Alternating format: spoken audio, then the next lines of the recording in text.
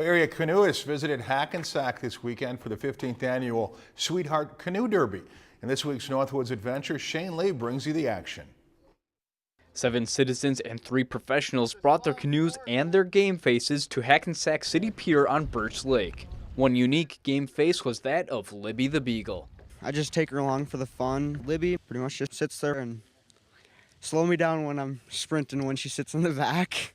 Libby is not allowed to help with her doggy paddle, so most of the canoeists load their boats with items more useful than canines. Racers need to stay hydrated and energized, but they also don't want to lose very many strokes. That's why the water, sucked through the hose, and the gels to keep the glucose levels up are taped to the side for easy access. Once everybody prepared their ride, it was time to race.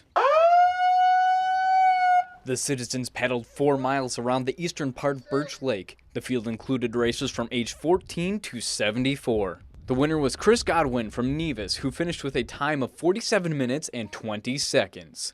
Felt great. Come back here every year, and every year I keep getting a little better. I get advice from the guys here. While Godwin was enjoying his victory, some of the canoeists who helped mold him were still out paddling. The pros raced for 10 miles across Birch Lake, through the Narrows, up the Boy River, and into 10 Mile Lake and back. Devin Arenz finished first in 1 hour, 53 minutes, and 16 seconds. I like this race. It's good because paddling these things, trying to get these things fast is hard compared to a tandem when you have help, someone else with you. Everything feels harder. Arenz offered a few tips on canoeing. A racer steers the boat by leaning and switching the paddle side. Canoeing is more about technique than strength. A racing stroke is just everything's up front.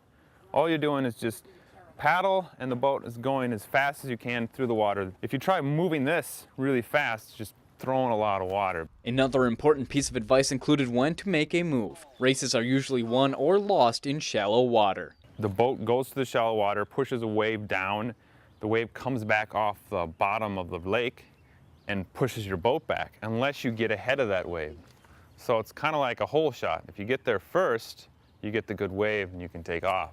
Arenz, of course, did take off, but it was the runner-up, Brett Arenz, who had the best finish. Shane Lee, Lakeland News. If you've enjoyed this segment of Lakeland News, please consider making a tax-deductible contribution to Lakeland Public Television.